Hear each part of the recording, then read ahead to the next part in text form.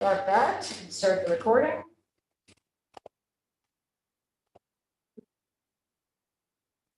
Hey, welcome everyone. I'm going to call the meeting to order. It's 5:04 p.m. This is the October 26th meeting of the Climate Smart Kingston Commission. My name is Julie Noble, and I'm the chair.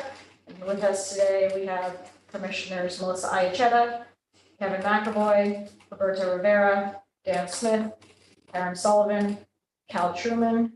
We have non-voting member Ellie Gartenstein and myself, and we have a few guests. If you wouldn't mind introducing yourselves. Susan Gillespie.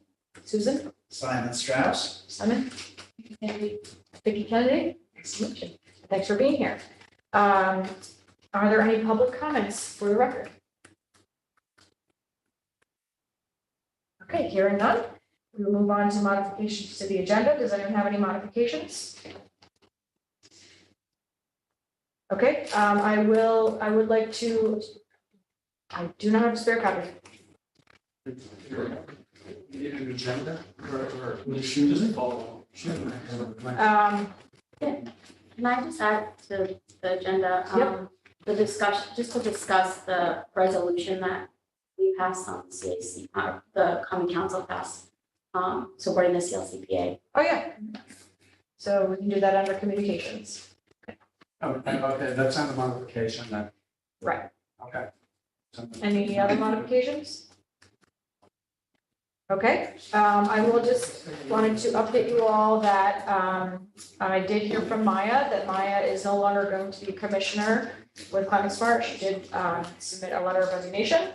So we thank her for her time and energy. She wishes she could serve, but has a very busy life right now, and so is not able to. So Maya will no longer be on the commission. So if you have any distribution lists that include her, you can remove her from that. And we are seeking additional commissioners. We have 3 vacancies, and as you all know, quorum is based on the number of positions, not the number of people appointed. So we need to have 6 people, regardless of how many people are actually appointed. So if you know folks that are interested in serving as commissioners, I know Dan has done some outreach. I've done some outreach as well. I actually did some outreach to folks. We had talked about outreaching to youth. And I did outreach to folks at the YMCA Farm Project and the high school, both for this and the Conservation Advisory Council. And Dan did some outreach. So I think Vicki got here. And so hopefully we'll have some more folks interested. Again, if you have anyone who is interested, they should come to the meeting. Check out all the meetings are posted online on YouTube. And then just submit an application, which is available online in an online form. Or they could just sit directly and talk to me. Hey, come on in. It's Mars Cleveland. So I would just say that we are going to do the meeting minute approval, and then we are going to shift a little bit from old business. I'm going to move one item up to the top, which is CCA, because we are going to have a presentation on that today. So first, we will review and approve the July minutes. That was the last time we had an official meeting. So does anyone have any comments, concerns, or questions about the July 2022 minutes?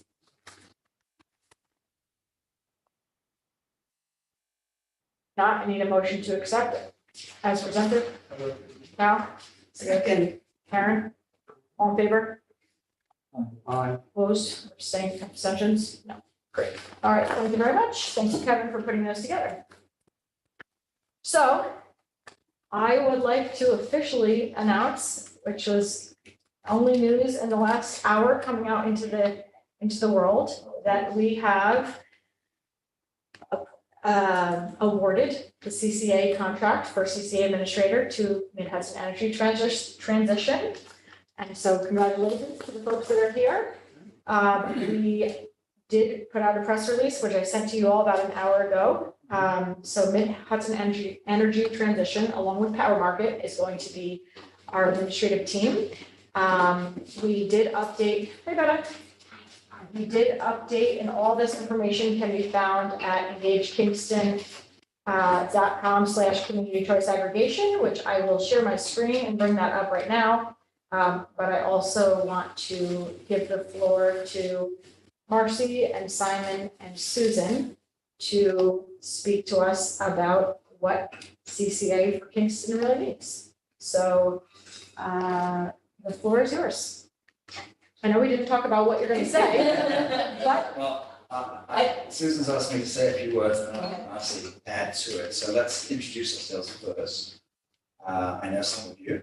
I'm Simon Strauss. I'm one of the founding board members of the Hudson Energy Transition, or MHET as we call it for short.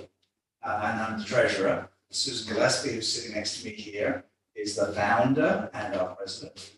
Susan is also the former president, now the vice president of what was previously called Citizens for Local Power, now Communities for Local Power, which I'm sure all of you have heard a lot about because of all the work they've done in and around Kingston over the last 20 years. Susan was really responsible for CCA as being a founding part of the climate action plan and of the Ulster County Climate Smart Communities Working Group, which is where I met her. You give me too much honor. I do not at all. Well, the idea behind this, so we thank Susan very much for that. And then Marcy Cleveland is also one of our founding board members and is now our acting executive director. So we do have serious employees on the ground. MHAT has taken office space in Kingston, right next to the old Dutch church, and is up and running and getting started with the CCA organization, planning, and implementation process. As Julie mentioned, our technology and marketing partner is a group called Power Market, who many of you may have heard of because of their presence in the Ulster County market and some of the towns as well in community solar marketing. So they're very familiar with the area. And in fact, they've recently hired the chap who was at NYSERDA, who was responsible for CCA. So they've got the state regulatory expert exactly as part of their team. So we're very pleased to have them on board. And also many of you may have met a gentleman called Jeff Demansky, who was responsible for the other CCA in the area, Hudson Valley Community Power, and their outreach efforts. And he has joined our team as well. Oh, wow. So, Yes, we heard that. so we think we're off to a great start, but we really have to thank Julie for putting all of this together. We were part of the team that helped put the draft of the local law and helped Julie put the presentation together for the Common Council, which passed unanimously last year. And so that was a fabulous presentation and a great job. So we think we're off to a great start. I think all of you know a rough idea of what CCA is all about, at least the traditional version, which is essentially putting the decision about energy purchasing, mostly electricity, although it can be done for gas, but mostly electricity, in the hands of the municipality.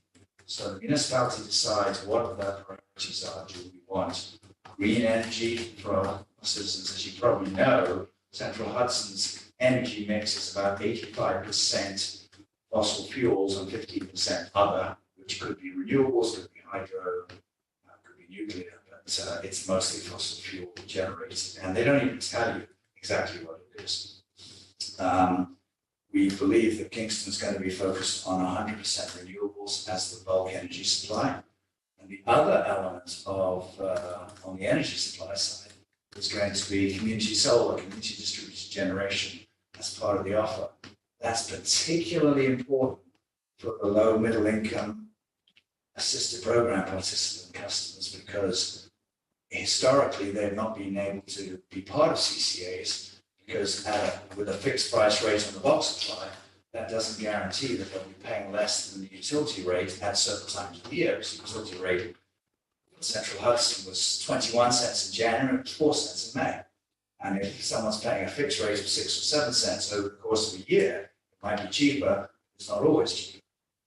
But if they're subscribed to a community solar array, then they're always going to be getting a discount off the utility rate.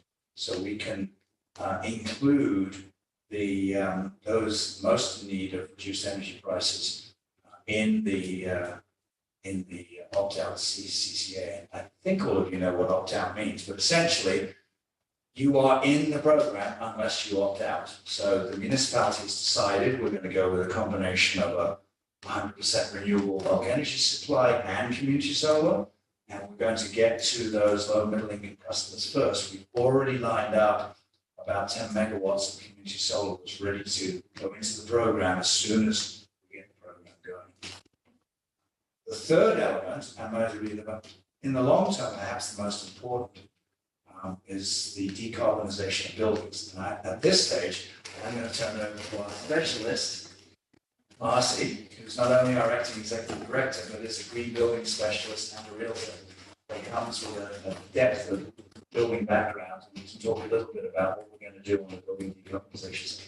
Great. So CCA 3.0, which is also known as Advanced CCA, has a citywide decarbonization component to it. So for those that voluntarily opt into the program, we are looking at a revolving loan fund to help those that want to do energy improvements on their homes, in addition to all the other funding that's coming out, such as that's in the Inflation Reduction Act, and there's still state funding also. We're going to help everybody through that process of what that looks like, from initial consult of what their home is, initial assessment, to what types of funding is available for them to make those improvements, actually doing improvements, to then follow up with everyone. And what we're envisioning is a customer dashboard, which is a software that will help people understand what the improvements are that they have in their homes and how is it saving them energy in real time.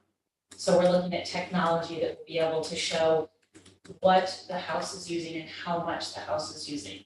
So that is a program that we'll be offering to residents, small businesses. We're also looking into energy scores for rental units, so a tenant knows what the building is using and how it is graded. This is a program that's already in place in New York City, so every building has a score, like an energy score. So that'll help people understand how efficiently their buildings are operating. In addition to the building decarbonization part of it, we're also looking at electrification. How can we electrify the city's transportation system? You know, we want to add EV chargers throughout the city. Also looking at other places where we could possibly put solar in. And we've talked about solar canopies, more of those, distributed energy resources. So we're looking at a lot of new technologies too. We'll be doing some technical studies on microhydro or microgrids, wind technologies that we can implement into the program. I mean, we're all doing this to be more climate resilient and to have a fairer and a more just energy transition and a cleaner one. So, Susan? Yeah, I want to talk about involving Kingston. Yes. And we were starting with the city itself, which is actually the owner, if you will, of the CCA. And so here we are to meet with you first. Very important to us to put together a community advisory board, which will meet regularly, we think. I mean, we discuss that with people, but we would love your suggestions about anyone who should be invited to join that board. We want to involve, some of the local grassroots groups and faith-based groups, get out and talk to them and, see where they stand on these things. It's my sense already, just from knowing people and having discussed these energy issues over time, that the opportunity to help people make their homes more energy efficient and healthier and more comfortable is going to be a very attractive thing. It'll take us a while to get there. We need everybody to be involved and we do need everybody, right? So not just those people who are already climate aware and serve on committees like this, but as many people as we can reasonably get involved and talk to through their own organizations by going to them and their leadership and explaining what this is about. We do have a climate crisis and we need to move on these things. And we should be making people's lives better if we can as we go along. So that's a really important part of our plan, starting today with the press release. So also want to say that we do have some, this has not been announced in the press release, but you should know for transparency that we do have some significant financial support already funded from the Noble Foundation. So that will help us get to the point where the CCA will be earning income, both through the basic supply as a small percentage on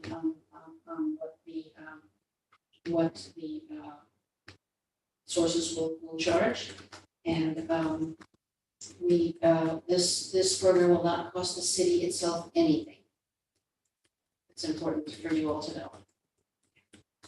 From the building decarbonization side, some of you may have read about what Ithaca is doing. We plan to do similar things. Ithaca, through Block Power, has already raised, or at least put in place, $100 million for energy improvements.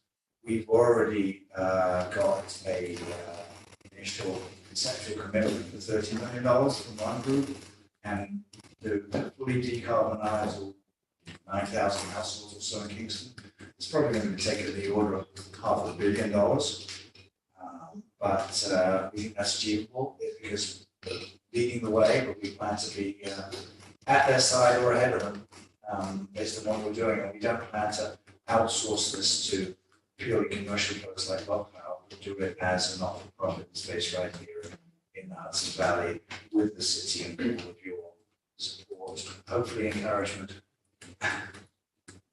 So the process right now is that, as you've heard, we announced this today, so the world knows. And this is the first time it is being said publicly at a meeting. I would love if this could go on the Facebook page. The website is now up to date, so right now we're using Engage Kingston. This will always be the city's website for CCA, and eventually there will be another dedicated website where people will be able to get data and other things. But this is engagekingston.com/community-choice-aggregation. Now that the administrator is being selected, our next step is finalizing a contract and submitting implementation plans and data protection plans to the Public Service Commission, and then massive amounts of public outreach, all while developing media information and communications of all different sorts, phone numbers, websites, social media. All of this is ongoing. But this is, and we have a logo, just like super amazingly fun, which did I miss it? Where is it? It's not it. Oh, no. It's not in the body of the text. That might be the old version. I'll talk to No. somebody Is about that it? No. No, it's, It was there. oh, It's on the press release, Julie. it's like the best logo ever. Now I feel like I need to bring it up just to show you what it looks You like. can go to our Facebook page, Kingston CCA on Facebook, which I published today. So for a you person can who see has never been on Facebook, what do I even type in? They Not don't gonna- have Slack. You have to- you What is have this to- on the press release? Yeah, just open the press release and see Open what the it's press about. release. Got it. Okay, I'm going to stop sharing Well, for a it's second. so exciting. Yeah, That's we're great. pretty excited. Yay! This has been like a work in progress for many years. So, Many. 10 years. yeah, it's really amazing. Even before I moved to Kingston, this was being worked on. So congratulations to you guys and to all of us for getting to be a part of this. This is the first CCA 3.0 in the state, right? Yes, and we're really excited to be working with Kingston. It's a great size, it's a very interesting and diverse and progressive place, and we think it's just perfect. It could be the first CCA 3.0 anywhere, not just in the state. Ithaca is in the process of adding CCA 3.0 to what they're doing, but they went ahead with the building decarbonization first, and they're getting to the energy supply later. Yeah, and the guy running the program just resigned, so. Louise? Wait. Oh, yeah. No, what? Maybe not. Yeah, he's leaving. Interesting. Do you know who his replacement is? Maybe we shouldn't be talking about this since we're live streaming.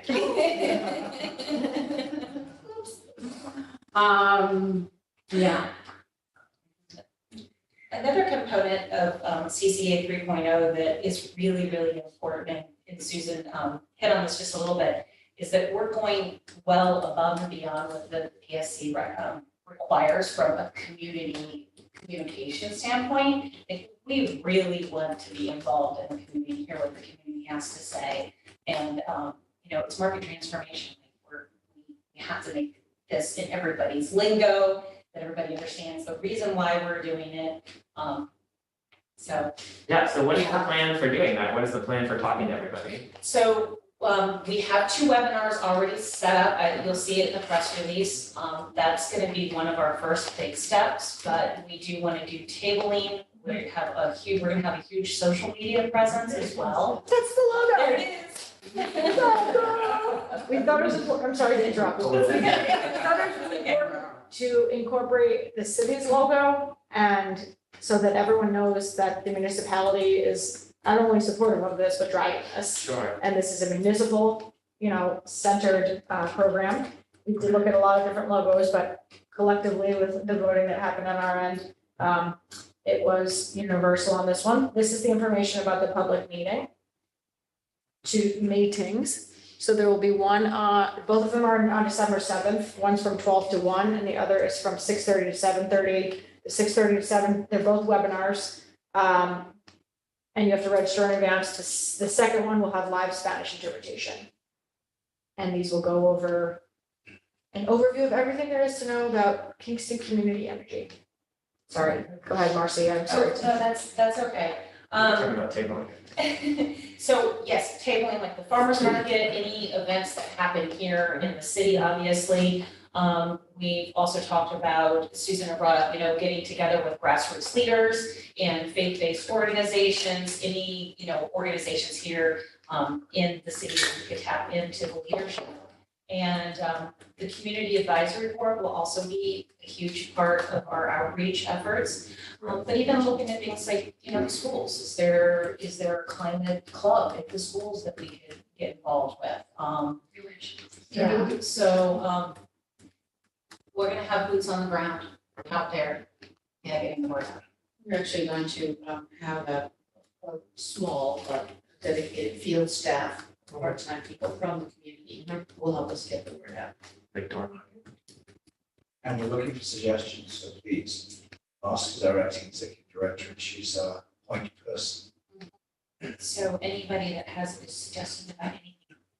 And we'll also do newsletters and things up for regular communications as well, in addition to what we have to do from a required standpoint. We don't have business cards yet. No. But The ink's barely dry, so I think you be forgiven. but you could reach any of us by putting our first name at MAGT, I'm sorry, at mid-hudson.energy. Mid-hudson.energy. And so when people receive bills, will it be coming from MHET and not Central Hudson or Central Hudson? The energy We're side. not quite there yet. Energy, yeah, it'll still be coming Okay. through Central Hudson, just like the other CCAs. The building decarbonization loans, et cetera, as that is, we start to work through how to. So you won't be able to do an email or stuff. At one point, we will. We have will, to, yes. we'll have to do that. Okay, so When the they'll- opt-out, opportunity comes up. will it come with the bill or will it be a separate thing? Separate thing. But we have to get our data protection plan filed and agreed because the utility won't give us the information until that's done.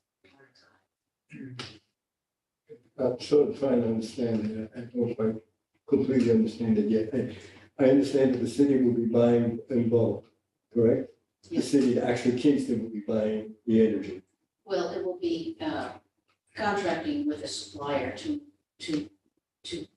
purchase energy on behalf of the residents and small businesses, but you'll still have to pay your bill. Okay, and who do you pay your bill to?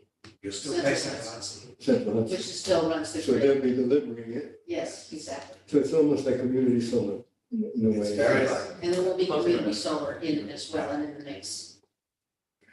Will folks have to sign up separately for the community solar piece? No? No.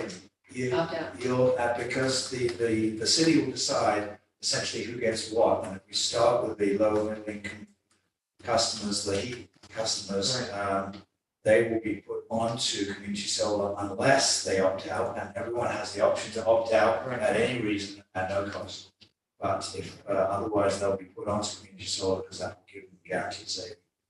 This is really interesting because I've been trying to usually I email people pretty frequently, here's where to look for a community solar provider. And as far as I can tell, there are very, very few current openings in this central Hudson territory. There's like maybe none. And so is it new construction or is this stuff that's being constructed that's been put aside? It's new. It's new. There's a new one It's coming process. on, there's one, Great. for example, in Ulster, just the other side of 209, that's I think 7.5 megawatt is coming on board. There's quite a lot of them coming on. I see. Okay, thank you. So there's resupply.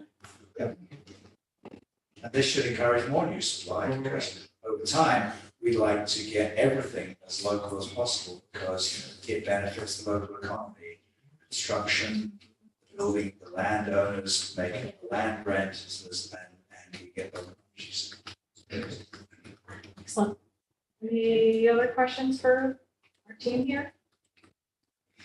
Great. Please send us your suggestions about people who might be interested to be on the advisory board. Great. And Potentially include people who are present. answer questions, because we are preparing frequently asked questions sheet. And if you have questions, then those questions I'm sure could be asked by other people too, so. I think the thing that comes to my mind is the recent failure of a CCA seems to be like a super red flag. I know people in my circle are, what's Kingston doing, you know? Forgive me, Cal. That's fine. I'm just trying to. I think it's critical. Wow, we got a bunch of options. I can't It's remember. a supply company. Yeah, It wasn't like the CCA itself. it was the energy supply company. So the CCA itself was fine, but the energy supply company they selected did not meet the creditworthiness requirements of the New York system. So they were chucked out of the system, which meant they couldn't supply power to all those customers. So they reverted to the utility. So they still got the same utility bill, but instead of it saying supply provided by Columbia Utilities, it said supply provided by Central Hudson. If they got a bill, because it took 3 months or longer than That's Central the Hudson problem. to figure out. That is a continuing problem, Central Hudson, even with their own. Yeah. And the unique aspect, I think, is that's also going to include small businesses and businesses, while community solar does not. Yes. My understanding Yes, is that it has and- it in the and plan. actually, industries, larger businesses can join as well, they just have to join voluntarily. I see. So they would opt in. That's what Whereas it's called. smaller users would help. So the way it works is that anyone who does not have what's called a demand charge on their bill is eligible for and will be automatically opted in unless they've either got a block on their account or they're an AP customer. Or they have solar. When you say demand charge, explain that. So a demand charge is essentially a charge to larger users for having a certain amount of capacity on the system. And it's based on the maximum capacity they use, which is probably 3 o'clock on a July afternoon or something like that. And they get charged a fixed charge for the amount of capability, capacity that the utility has to provide for, because they're a big user. If they're a demand user, they're not automatically opted in as everyone else. That's large businesses and like industrial sites and Yeah. things like is. Okay, anything over 10 kW. No, did I hear that right, that anybody with solar on the roof can't be in the CCA or can't be in the community? So any electricity they're taking from the grid would still come through the CCA, because that's, all right. Rooftop solar makes it so you can't be in the community solar part of the CCA, but you'll still get your electricity provided by. Yeah. Great. So if you have roof solar, you're not eligible. For the community solar, but you'll still get the electric supply. Yeah. So that They're covers it. absolutely eligible for the program, just Yeah, not. yeah, yeah. That makes sense. Any other questions? Thank you guys so much. Very This is exciting. not the last time we're gonna see you, but this is the first, so congratulations and thank you. Thank you so Thank much.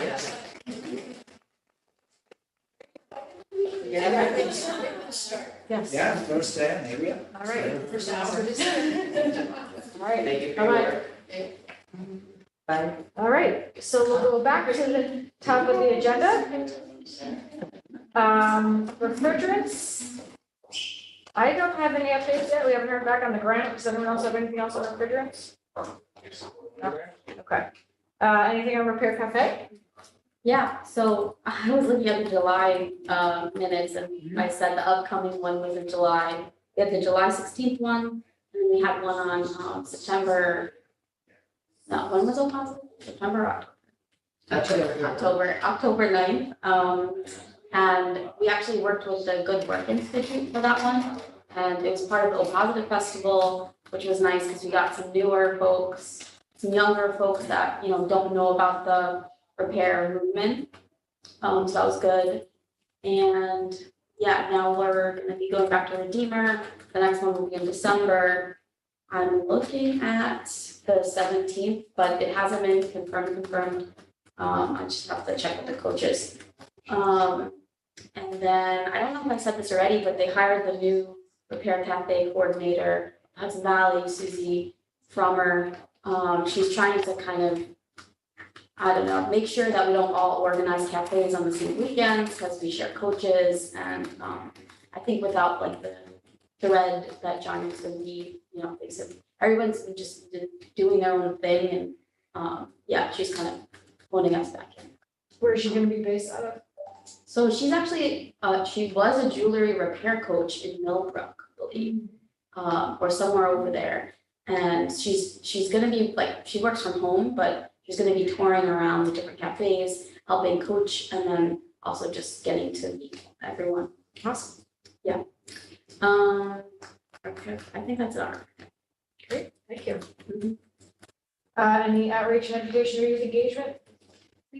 Things to report on? Well, I had a question. So, we followed up with the Ulster County Fair Climate Smart booth, which had 3 people that were interested in, they put down their info for interested in the Kingston Climate Smart Commission.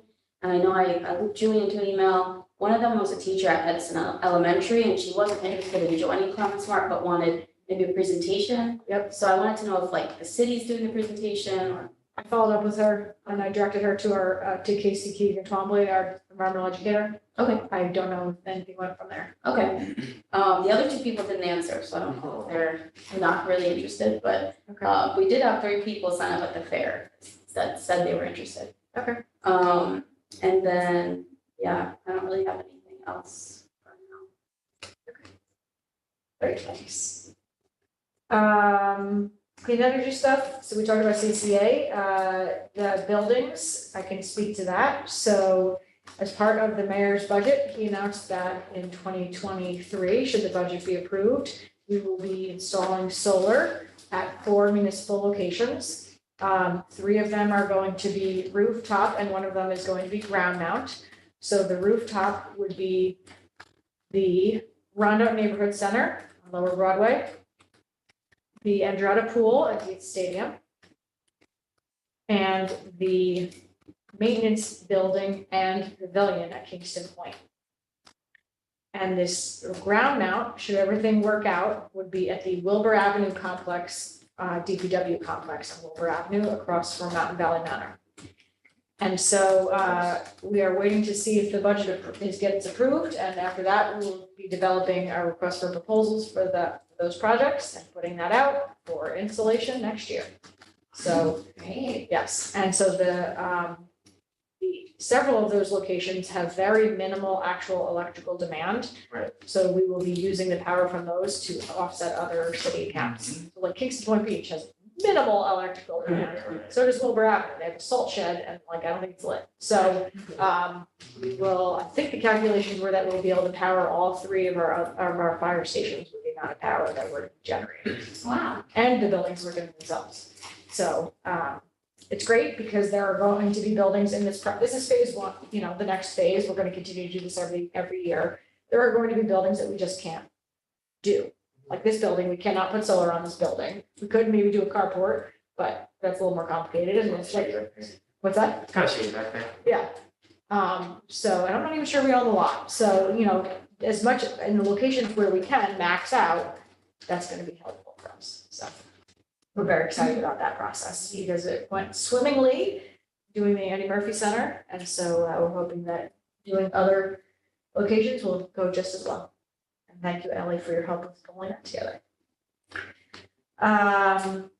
So moving on to education and workforce ops or green jobs. Anyone have anything on that?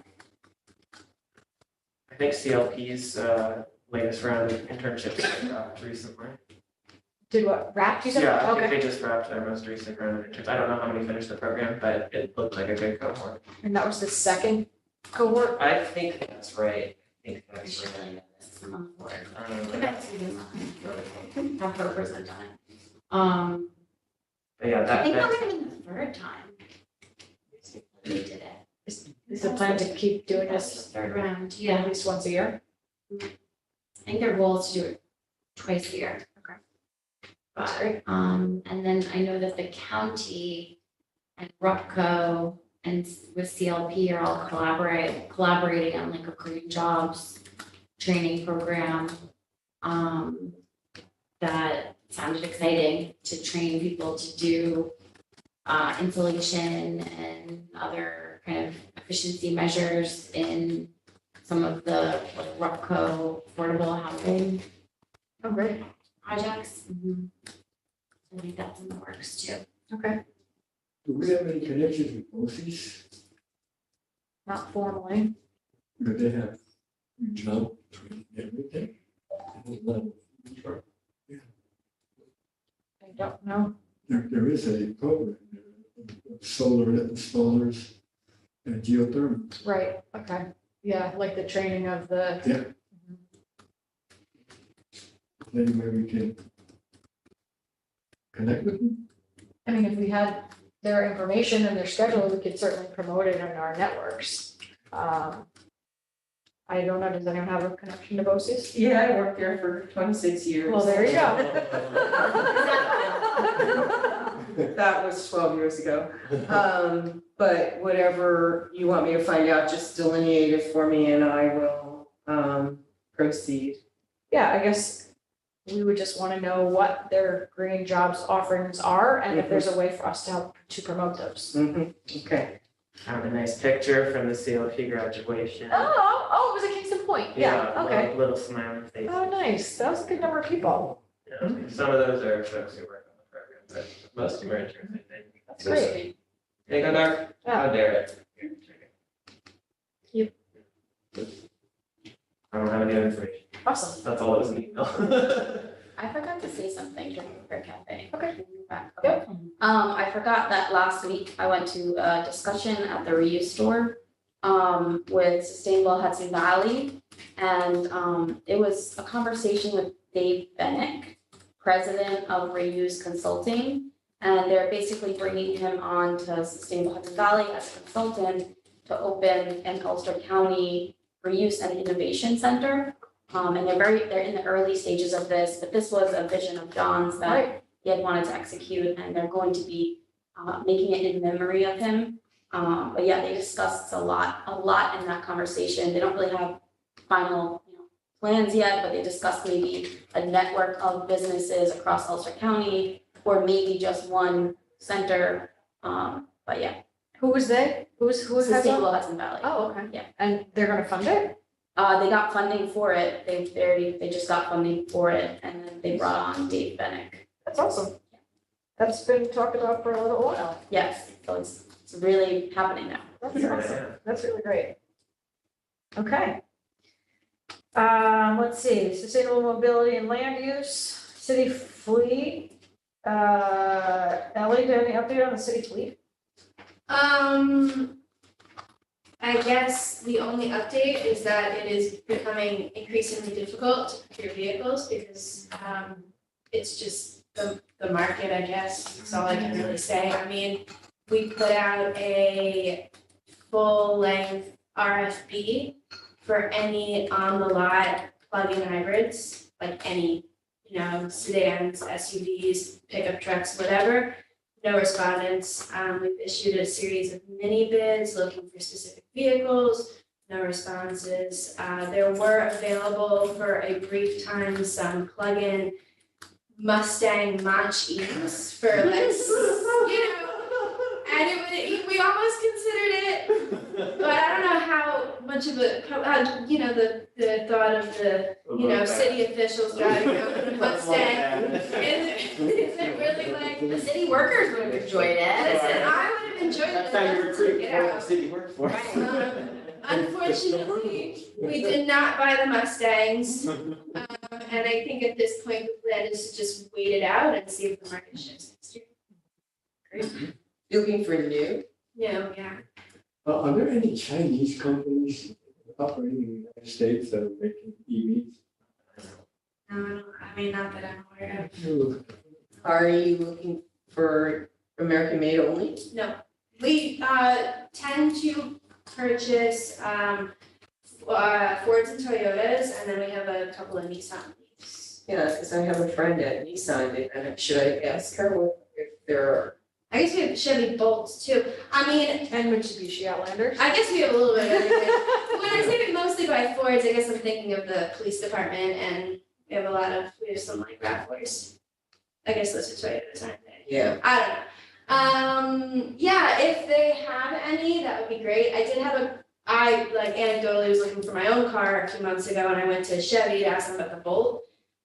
They told me that the process is essentially you put down a deposit of something like $500, and then you wait for 8 to 12 months, and you get your car, and if you don't like it, you get your deposit back, and somebody else buys it, which is great for somebody who doesn't need a car for 8 to 12 months, but it's kind of difficult to. And there's still no guarantee you'll get it in that time period. It's kind of like an estimate. Supply chain. It's just very difficult. There is a need within the city for new vehicles in the police department and in administration at City Hall. So hopefully we'll get them next year. Okay, thank you. All right, an update on EV infrastructure.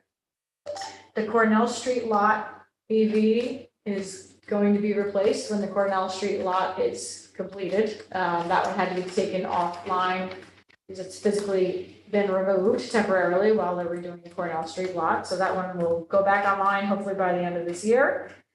The Prince Street electric vehicle charging station, which is a new one, the base has been poured. The lot, if you go by it now, this is the lot in between Monkey Joe's and Stone Soup.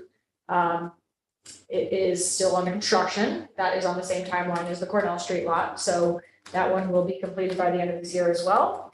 I'm still waiting for contracts from the state, which is taking an incredibly long period of time, for the North Front Street lot, which will have a new EV charging station, one at Block Park and one at another one at Building Safety. So those hopefully will go through and sometime soon, and I'll be able to do them next year. We applied for a DC fast charger, which would go in at the visitor center downtown. This would be our first one. And so we're hopeful that will happen. And the station that was supposed to go in at Deeds Stadium as part of the Deeds Stadium project, I was awarded that grant in 2017. They've given me the most amount of extensions that they'll give me, so I've decided to move it over to Forsyth Park. So by next year, I'm going to be putting the one that was supposed to be a Deeds in Forsyth Park, in the lower lot, which is literally right there. So That'll be nice for Earth there. that'll be great. Yes. So lots going on with the EV infrastructure. We're hopeful on the DC fast charger because we don't have any municipal ones, and there's nothing deep fast charging related in the area except for things at Quick Check. It is substantially more costly, but there's funding support from the state, so we're hoping that will go through. Also, I would like to just put out there that up until now, all of our EV charging stations on municipal property have been free. Starting January 1st, that will no longer be the case. We are going to the same model that the county uses, which is the first 2 hours are free, and after that, it's 50 cents an hour. Still very, very minimum. Almost trivial. First 2 hours are free, and then 50 cents an hour after that. The reality is, most people charge for less than 2 hours, so it's still effectively pretty free. But we are, Discourages people from leaving the car all day. Yep. So I don't know if they use So- that. How should they pay the 50 cents credit card? yes, Is there a way of like ticketing people who park in the EV charging? Yep. Station? Yeah, the police are aware of it. The parking there's a sign at every station, basically whether you are a non-electric vehicle parking there or you're an electric vehicle that's no longer charging, you could be getting a ticket and there's a fine structure set up for that. Whether that has happened at all or will ever happen, I don't know, but that's the onus of that is on the police department. That's potential. So we're doing what we can to get more, I mean, we don't see a lot of icing, as people call it, at least at our Yeah, it's like an internal combustion engine. EV spot. Okay. Yeah, icing. Icing. Sounds nice. Yeah, the county sees far more icing at their lots than we do. I don't know why that is, but. All right, so that's EV infrastructure. Any update on zoning? Yes, the CAC submitted comments and they were lengthy. And I think, and we met with Bartek on October 18th, and a lot of the discussion concerned the definition of open space. That went on for about half the meeting. Because they used the term civic open space, public open space, plain old open space, recreational open space. So you have all these different definitions kicking around, and it needs to be consistent. Dover Call understands that, they're on the case. Regarding the large-scale solar, I think we had discussed that briefly at one of the non-meetings that we have tomorrow, right? They indicated that they are considering large-scale solar to be treated the same as a public utility under the city code and zoning. So it would not be, there wouldn't be a separate zoning provision for that. That was our question, why did you drop it out? And that was why. Is that made explicit anywhere, or are they just? It was in the staff comments, I mean, I'd have to go back into the zoning. That's fine, stuff to it's not see if kind they did, yeah, I think they did put it in the zoning, and then they put it in the staff comments as well. The staff comments are worth looking at if you have time, because they answer a lot of the questions there. Unfortunately, I think it's an 8-point type. Oh. So you need your glasses. Right. And we're waiting to see what the next step in terms of changes is. If anybody from the commission though does have questions on it, they're amenable to comments, even though the comment period ended. It's just because we're a city board. So that's perfectly doable. You get a hold of Bartek, just downstairs or grab them and tell them what you want. He may not do it, but at least you get the comment in, and then you can have that'll open up the discussion if you want to have it. So especially, on this public utility thing, if people think that's like kind of odd and strange, speak to them.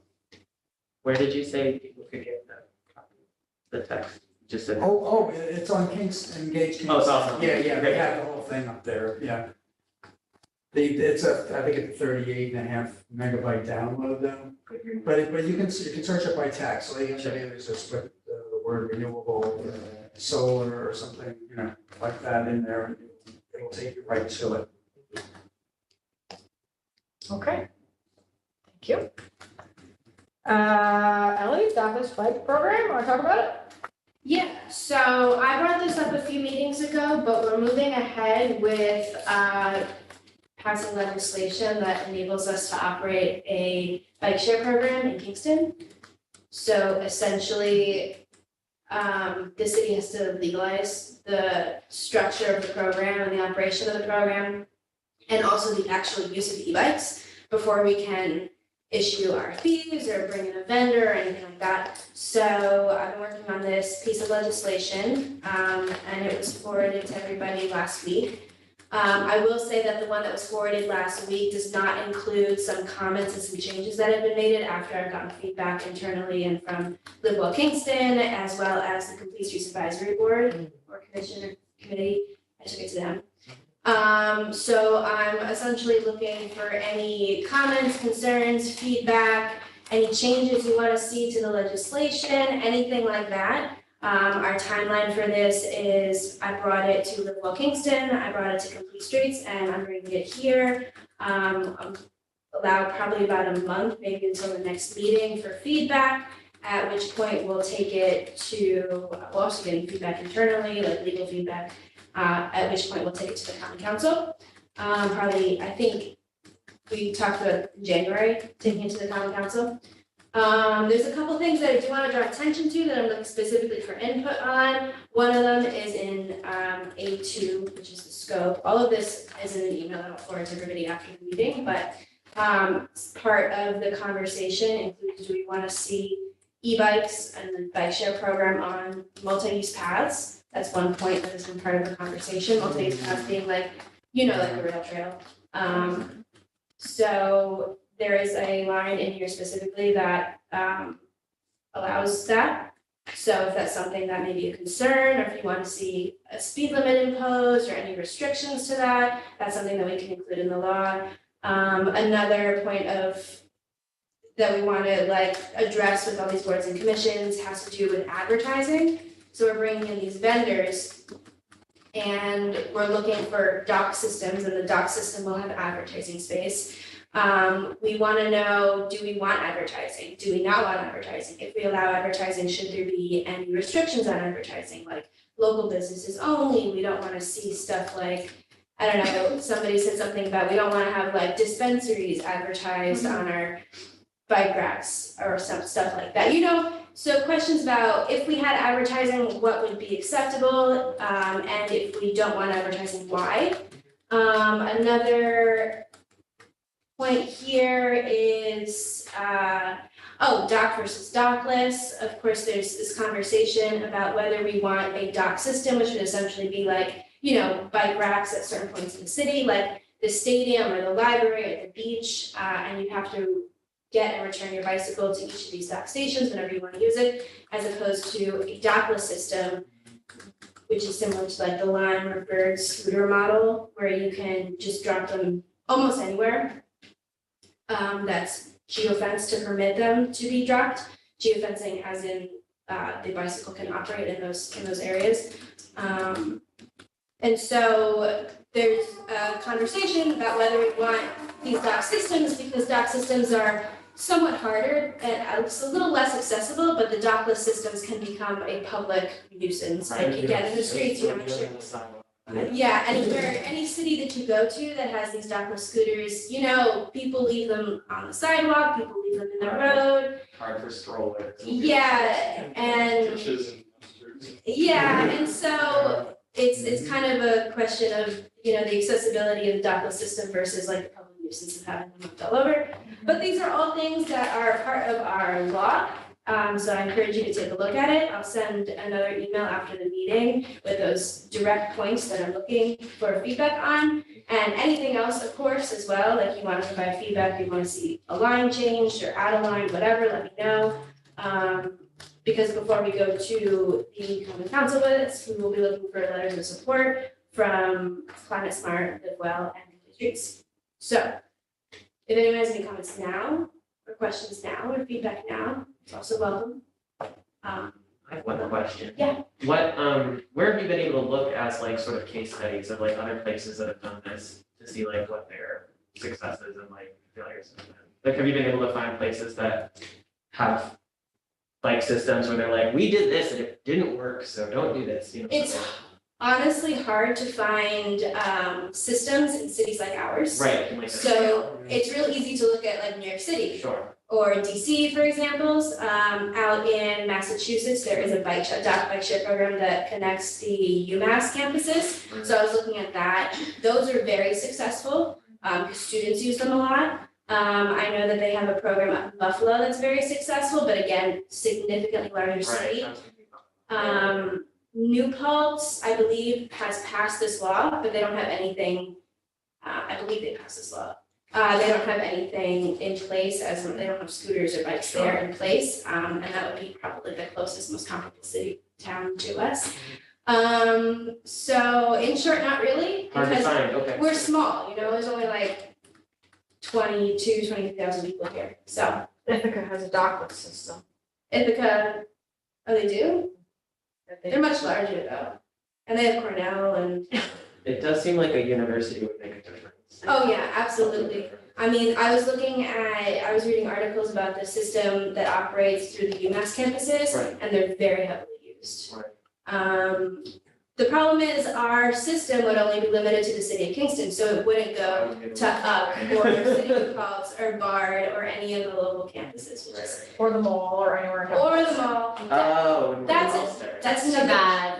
because we don't have to, Don't need to Yeah, get over there and don't have transportation. That's a lot of our control though. Sure. So Yeah. if town of Ulster wants to You'd have pass to a law like team and up do it with as town of well, Ulster and be like, do you wanna do we this? can only control what's in our municipality. Yeah. If all, I mean, if Kingstonians want town of Ulster to do something, it's gonna have to be advocacy to town of Ulster. Sure. It would be really nice though for people, because it is so Yeah. hard to not have a car and get over there to, you know, do shopping. I have a question, Yeah, so it's just e-bikes or is it regular bikes too? well, right now we're looking at just e-bikes. Uh-huh. But I did have a question about including regular bikes as well from the whole Kingston, so if that's something that you would like to see, we can definitely incorporate that into our law That'd too. be nice. Scooters or bikes? But, well, so this is just the law that enables us to do this, and this law includes e-bikes, regular bicycles and scooters. When it comes to actually get a vendor, we're gonna issue an RFP, and the, you know, operators can propose scooters, they can propose scooters and bikes, they can propose just bikes. So it's really up to us to select the program that we wanna see, but the law does enable us to do all. When do you need the feedback by? A month, maybe the next meeting would be good. It's so exciting, so many wonderful things happening. Anyone have any strong feelings about dock or dockless? Don't know. you know, my instinct as a former teacher is to go more restrictive first. You know, it's easier to loosen up, That's true. harder to tighten up once they've had freedom. Hey. Yeah. I'll try to look into what happened in Bridgeport, because my parents lived there, and I know we used to have, like, there was a brief moment where there were e-scooters everywhere and they were dockless. When was that? I used to live Like a couple years ago, they Oh, had they them. did. And then in the past, like, year, they disappeared. And I have no idea what happened, but I have a feeling, yeah, that could be a good lesson Well, learned. this brings up a good point, because, so, companies like Lime or Bird or whatever, if you have a law in the books that does not restrict it, they could say, oh, they have a law that permits it, and they could come one day and they could drop off their entire system.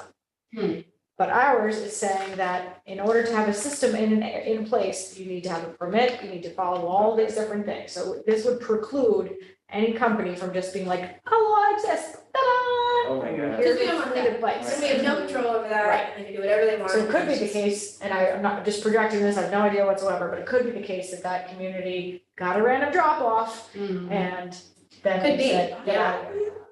I have a thought, and the thought is, if we look at a couple of the larger providers of these electric, small scale vehicles, the bikes and the scooters, and you were to reach out to them and say, we're working on legislation, don't tell me what to go in it, tell me what other cities have had your projects, so that we can ask them how it's been. Yeah, references. Theoretically, it's in their best interest to share that information, because if you can talk to someone else and they convince you it's a good idea, you won't do it, you know? So I wonder if some of the providers of the electric bikes might be willing to share, like, oh, here's some places that we've, you know, had our products that like might be willing to talk to you. They do have the data. Right. I mean, because the reality is, on our side, and Ellie and I have had meetings with at least one particular company.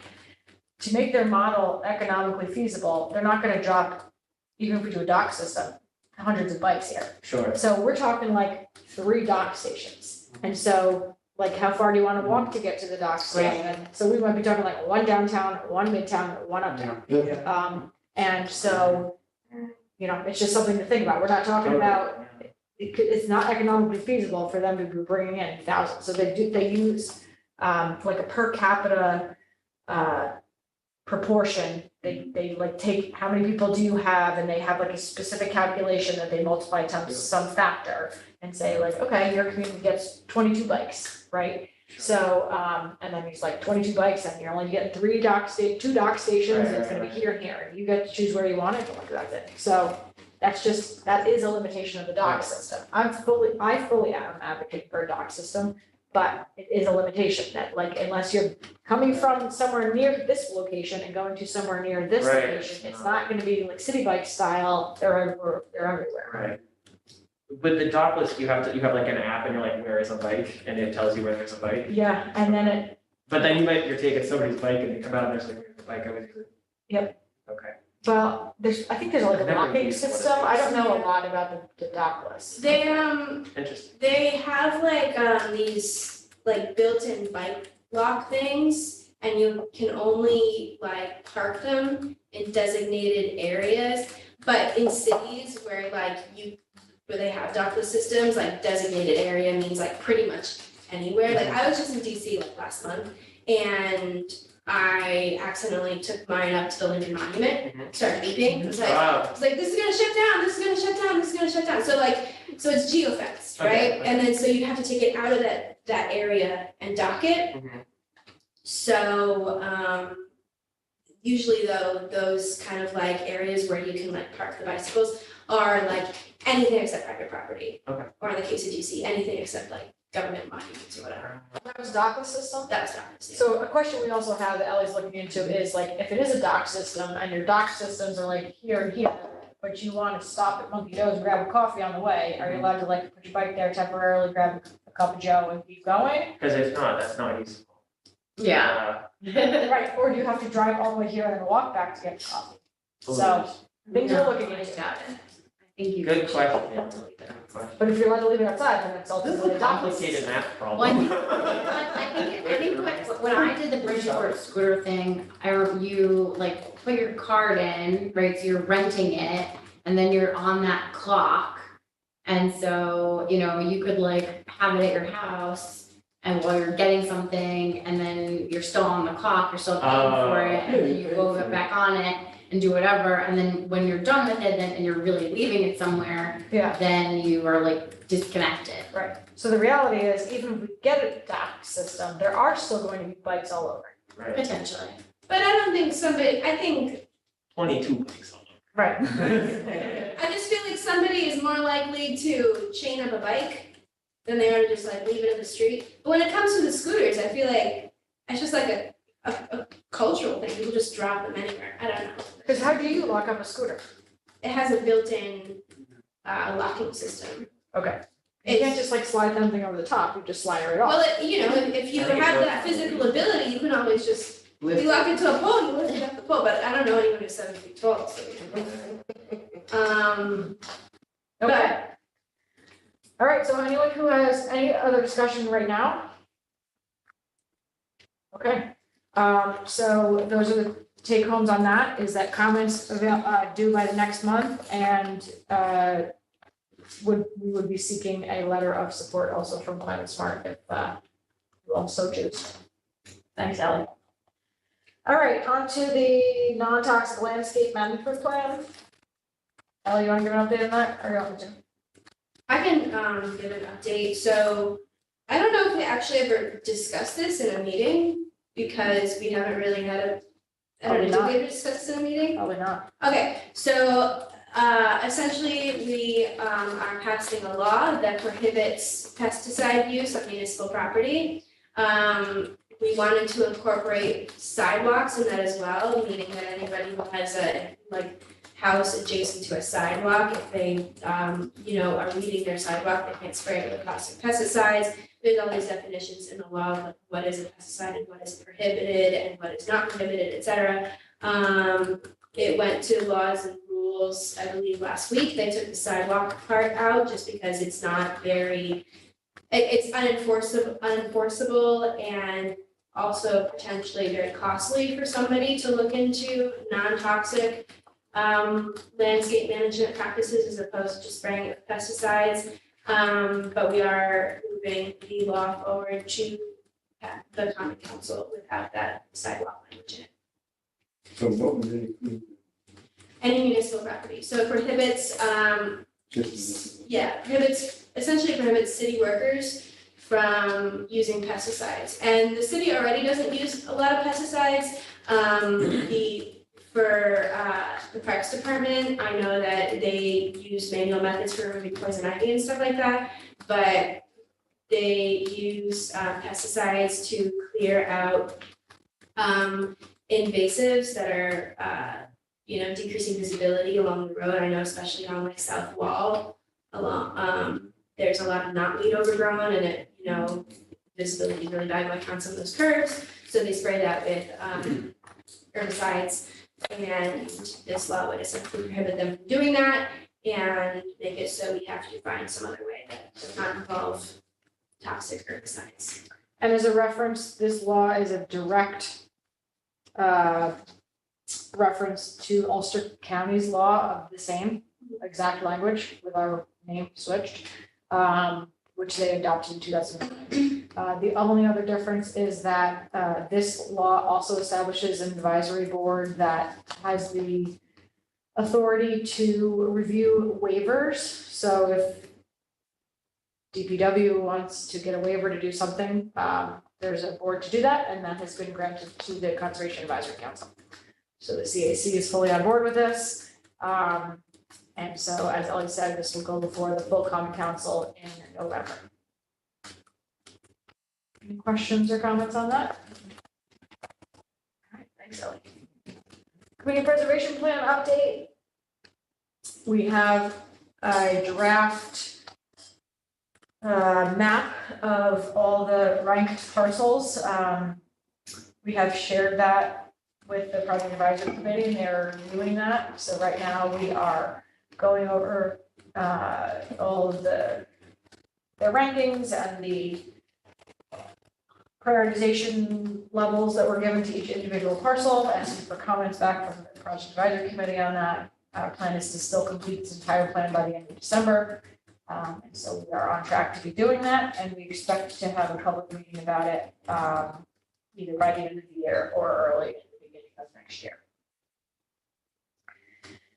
The organics plan is going to be also done by the first quarter of next year, but in light of it not being completed yet, we did launch a 3-year Kingston Organics program for the city, which starts in 2023 for phase 1.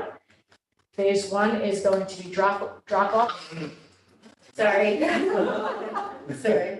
Drop off sites around the city, including the transfer station, where residents or businesses are going to be able to drop off compost 24 hours a day for free. Great. And that will start as soon as we can get the systems in place in 2023. Phase 2, depending on the timeline of how it goes, phase 2 will be incorporating businesses that are not already mandated, and phase 3 will be all residential. So it will all be voluntary. At this point, we are not considering anything mandatory, but for phase 3, every resident will be able to have a compost bin that will be picked up at their curbside. Awesome. That will happen at the latest in 25. We're hoping it will go faster than that, but we'll see how it goes. Also, the county did just roll out their updated compost regulations, which go into effect January 1st. Right now, the state law states that any generator who produces more than 2 tons of food waste per week is mandated to compost if there's a facility within 25 miles. The county had put in place a law that stated that if there's anyone with 1 ton, now it is starting January 1st, 0.75 tons. Yeah, they won't get it. So 0.75 tons starting January 1st. For the record, that applies right now to only about 6 current businesses in the city of Kingston. The 2 tons applies to Dyson's Bakery and Hanford. And the 0.75 applies to, I don't have it offhand right now, but you can go on the county's website. It's basically like bigger restaurants and things. The schools are exempt. Don't exactly know why that is, and I haven't talked to anyone in the county yet to know why schools are exempt, because I personally think they should be composting. We're definitely gonna be generating a lot, so I'm thinking there's gotta be some kind of explanation, I just don't know what it is. But this is all rolled out recently, so for instance, I know the Dean Stadium Diner is now going to be mandated to do so, and I know because they called us the other day and said, we got this letter from the county, what are we supposed to do? We said, really, I don't know anything about this. So, I have talked to the county and let them know that as they're moving down this list, they should probably speak with us first before they roll it out. Either way, it's great, and so the more that are mandated to do it on the county level, the less that, that it will be pressure on us. It'll, more applicable as we go along to more and more businesses, so. See that, So what are they expected to do? they have to divert their food waste if there's a facility that accepts food waste within 25 miles, which there is. Which is also County Resource Recovery Agency, they could go to New Paltz Transfer Station, they could bring it to Community Compost Company, So they're responsible? they're responsible for their own haulage. That's a good incentive to not generate as much food waste. Yep. You gotta pay the truck it yourself. Now who is forced? It is being enforced by the county. I just want to comment that I volunteered, my wife and I volunteered for the garlic festival. Yeah, how'd it go? And that was, it was amazing because it actually became, it wasn't a zero. Yeah, They had all of the vendors had to have compostable forks, knives, cups, everything. Great. And so everything went into one location and it was just, everything was collected, it worked. did they have volunteers at each station? Yes. Staff. That's the Yeah, key, Oh, wow. that's the key. You have to have people saying, put that there, put that there, put that there. and We or the box. Yep, Yeah. did that in Kingston, Yeah, it's, It's the only way to it's do like, it. it's the only way to do it. Yes. It's the only way to do it at events, and that's the thing, I proposed to the mayor that in phase 2, we would incorporate all events, and he said, there's no way we're doing that, so, That's wild. yep, we'll see, maybe sometime, Yeah. but not in these 3 phases. Not until we have an army of volunteers. Not until we have to an army of volunteers, that police want to the stand there and say, trash. Or a funding arm to pay There someone. were 200 volunteers. yeah, that's amazing. Wow, so great, we need great t-shirts. right? Right, some kind of swag. With a cool Free slogan. entry to the game if Yeah. your staff have it. All right, anything else on organics? All right, we are rocking here. Okay, Kingston Point Wetland Grant. So, I don't know that I've mentioned this yet to you all, but phase 1 of Kingston Point, which was the parking lot and the soccer field and the playground, is complete. Phase 2 has just begun, and so phase 2 is everything south of Delaware Avenue. There is a parking lot there that is inundated with water all the time. And instead of fighting it, we are going to be facilitating that transitioning into a wetland. So I'm actually turning that half of that parking lot into an actual wetland.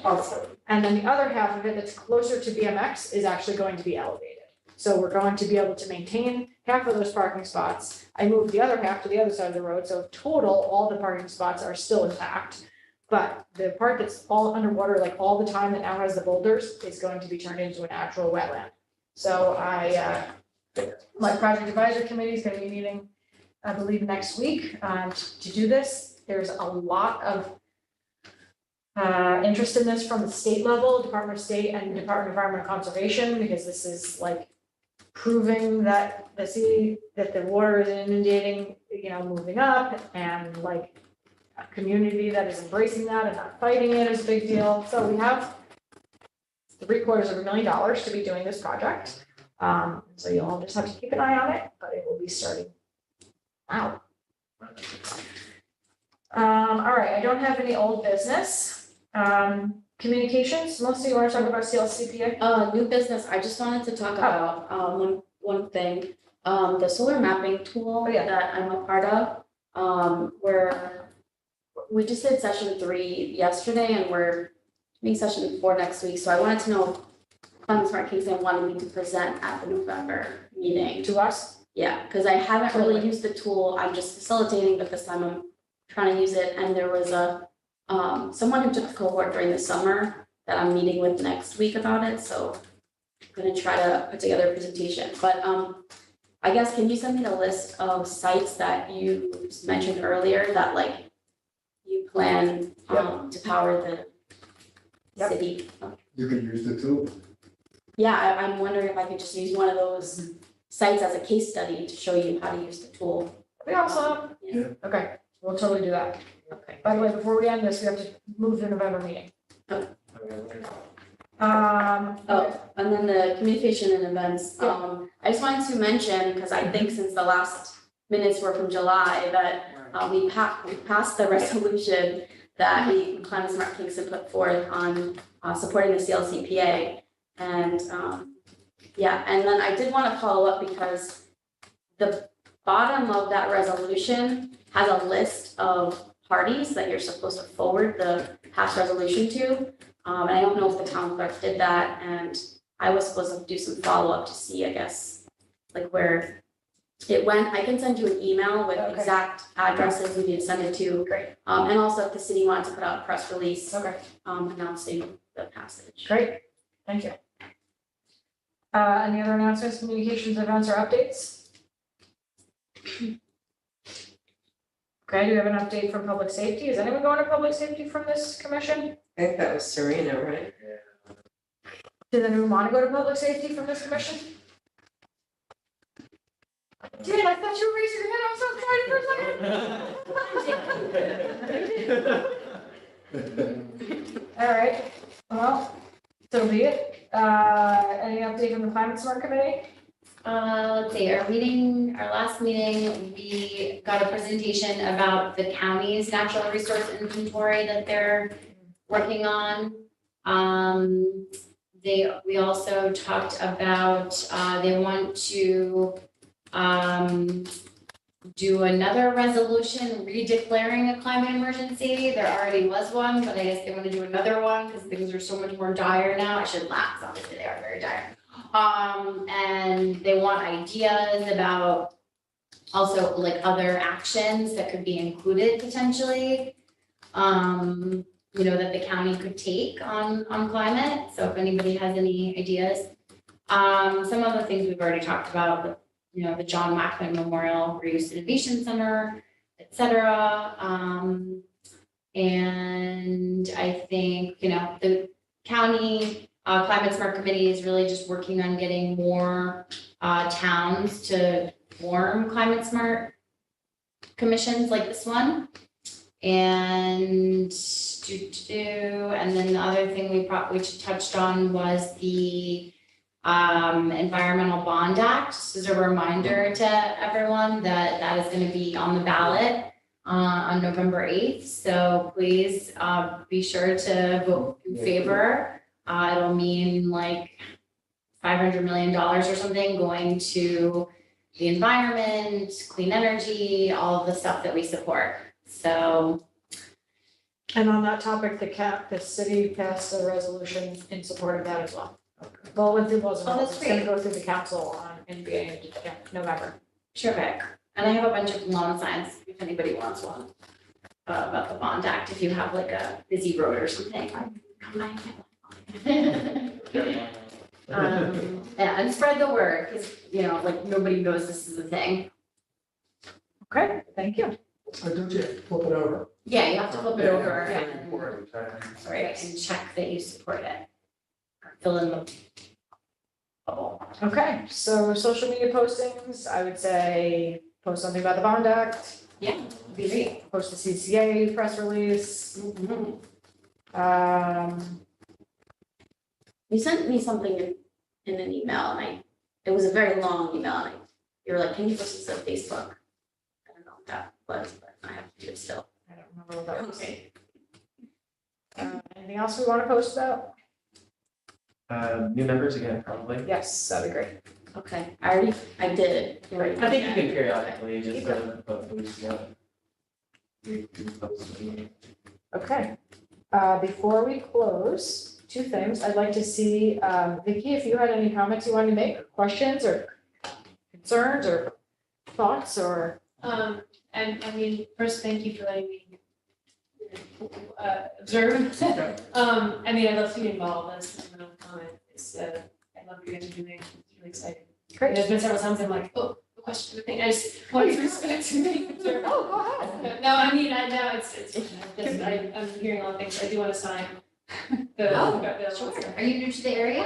No, well, newish, we've been a year now. We're in Xena, which is like, technically Kingston, but not really city. But it's like more rural, so happy to sign.